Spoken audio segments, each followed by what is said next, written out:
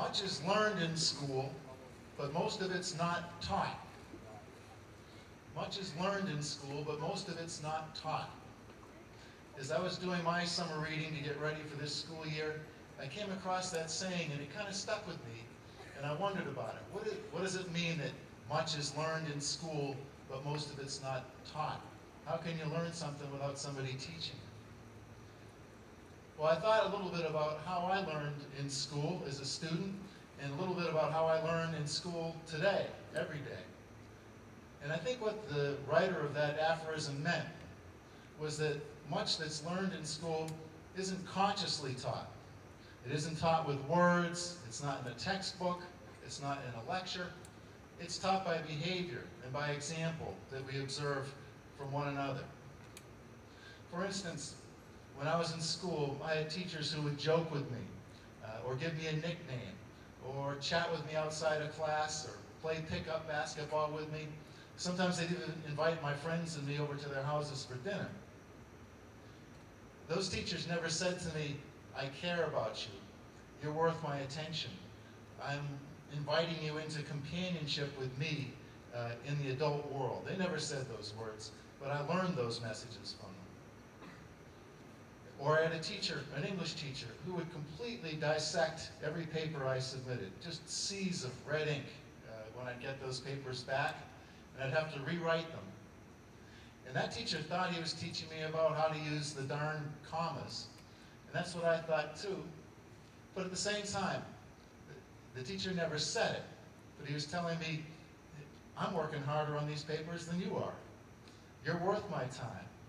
You should take your writing seriously. I care about that. Or I'm thinking of a colleague of mine, a teacher from another school, who was suffering from cancer and was undergoing chemotherapy treatment while she was teaching in the school. She would come to school when she was nauseous some days. She would sometimes have to leave the classroom to go be sick and then come back and finish teaching class. Now that teacher never told students, you and my work with you are the most important things in the world to me. And she certainly never said to the students, adults are brave people and you can be too. But everybody who knew that teacher learned those lessons from her. So I think a lot of what we learn in schools is from this constant exchange of unspoken information. And students are not only the learners, they're also the teachers by their example and their behaviors. I've seen it just in the last few days when I've seen proctors rush up to the front door to greet a new student, a new boarder who's arrived, and to carry their luggage up 2 long flights of stairs. Those students never sit there and say, we've not met before, but I will be your friend. Our school is open and welcoming like that. They never said those words, but those words, that message was learned. Or I've seen students thank Jenny and Sue Kim in the dining hall when they're served at lunch. Those students don't actually say, I appreciate the hard work that others do for me. I appreciate every bright moment that someone else brings me in every day by their generosity and caring. Our school is like that. They never say that, but that message is learned. And in the coming weeks and months, you'll be teaching students. Every time you introduce yourself to somebody you don't know, every time you introduce those people to your friends and sit with them at lunch, every time you ask a new international student something about their country, what you're teaching with all those behaviors is that I have concern for others. I'm willing to put myself out for them, even when it's not always that easy.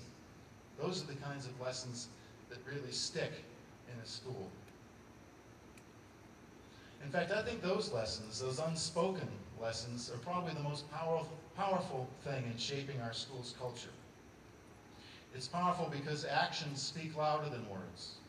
It's powerful because every one of these small moments gets woven into a bigger fabric, kind of unconsciously. They turn into a set of feelings and expectations that we all share about how people in this community treat one another.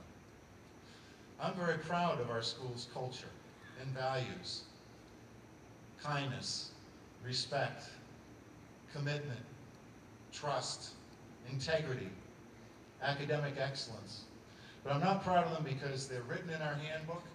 I'm not proud of them because we recite them on days like this. I'm proud of them because we live them out every day, and we relearn them from one another every minute of every day. So I'd amend that saying that I shared with you earlier. I would say that much is learned at school, and all of it is taught. Just a lot of it isn't taught in words.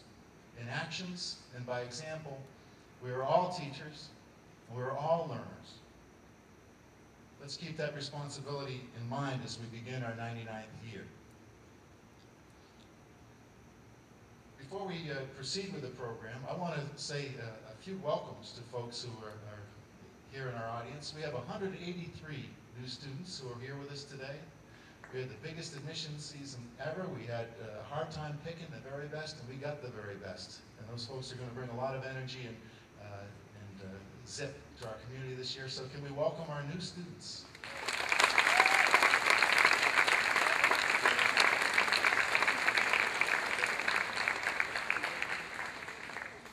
And among our new students, where are our 6th graders sitting right now? Right over there. I'm not going to make you stand, 6th graders, but I want to particularly welcome you. You have 7 years to look forward to at the Hun School. It's probably a little scary right now, but it gets better. And we're really glad to have you here with us today. I also wanted to thank several board members who are present with us today for coming. You know, our board is our governing body. They're volunteers who give ceaselessly of their time and effort for the governance of the school, and I thank them for their presence here today.